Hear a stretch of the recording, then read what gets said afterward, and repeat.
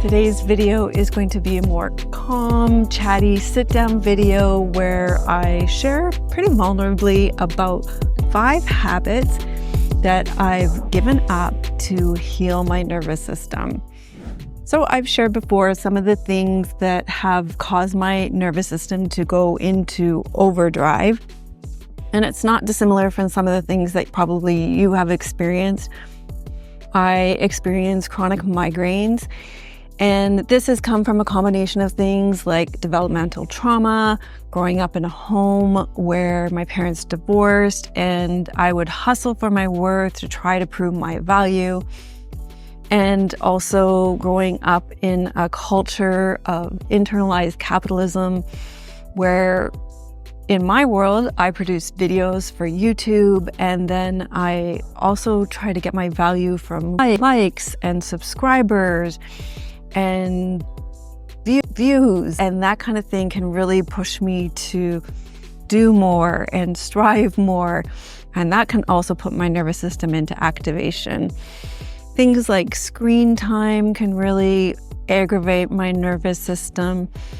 So there are lots of things that can kind of activate my nervous system. Things like financial pressures that can cause me to go into fear and be in that anxious frame of mind. And then when that happens over time, it goes into that shutdown mode. And I've experienced burnout, and that's come in the form of migraines for me.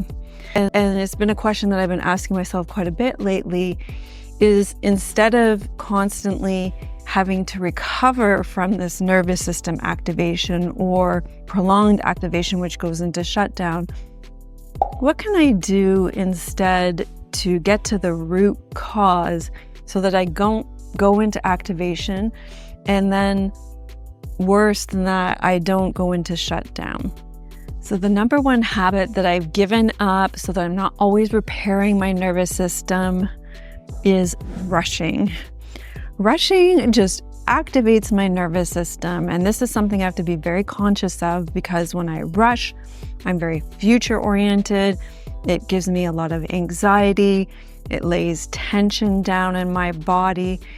So rushing is one of those things. If I can become aware of it, it allows me to come back into the present moment. It allows me to slow down. It allows me to have less tension in my body. And overall, this has just been a great thing to let go of, to bring my nervous system into a more regulated state.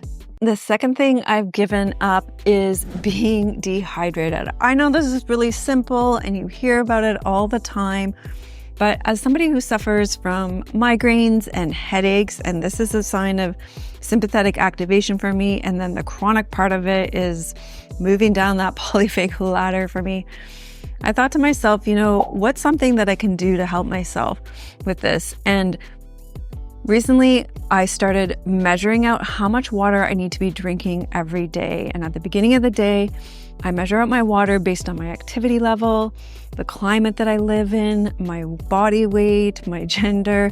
And I'll put a link to where you can get that below. And then I make sure I drink that water throughout the day. And this just really makes sure that my nervous system itself is hydrated and that all the systems in my body are not stressed. So this has been a big game changer for me. Sometimes I find that knowing and doing are different things, and when I stay hydrated, it really helps. The third habit that I've given up to heal my nervous system is overworking. This one is really vulnerable because as a yoga teacher, you would think that I wouldn't overwork, but as somebody who works from home, it's actually quite easy to just keep working. And as somebody who does something that they love and is passionate about, it's also easy to just always be doing my work. So I've started to put better boundaries around my work. I stop within work hours now. I sort of have more work hours and I stop within it. I've picked up hobbies that aren't work related at all. This has really helped me. I've also started to ask myself questions like so that I can be more connected with my intention. So for example, who is this for?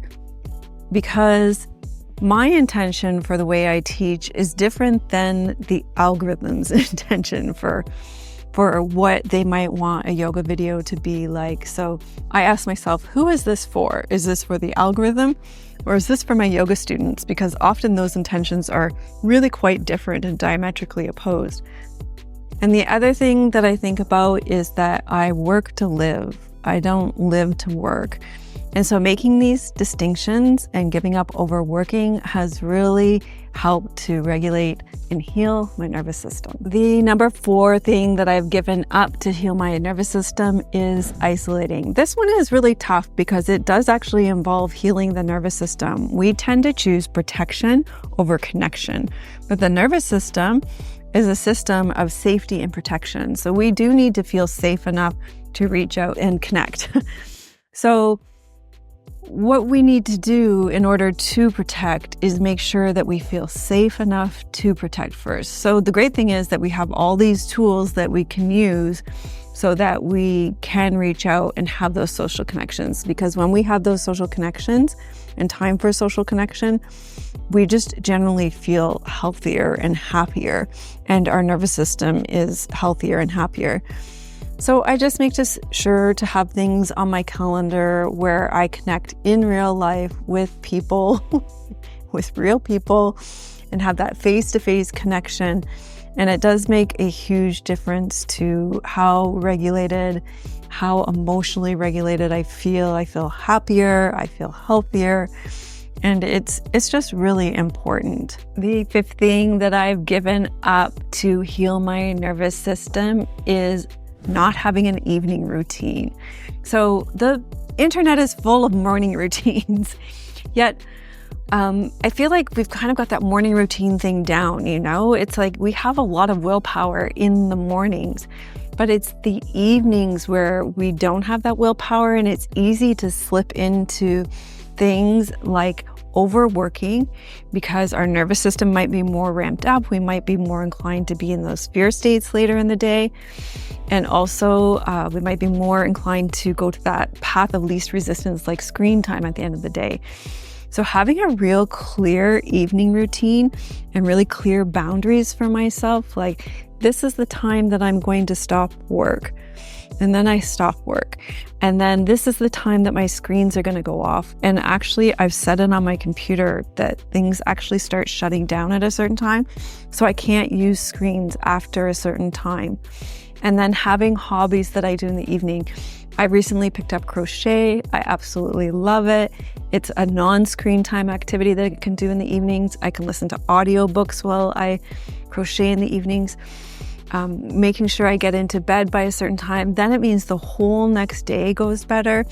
I do my yin yoga in the evenings. And we, recently in our membership, we had this conversation, and it was sort of this unanimous discussion where everybody said, when I do yin yoga at night, I sleep better. And I find that to be true in my own evening routine. When I do those long holds, pulling and pressurizing the tissues, I definitely sleep better at night. When I sleep better at night, my nervous system is more regulated, and it just spills over into the next day. So not having an evening routine is something that I've definitely given up.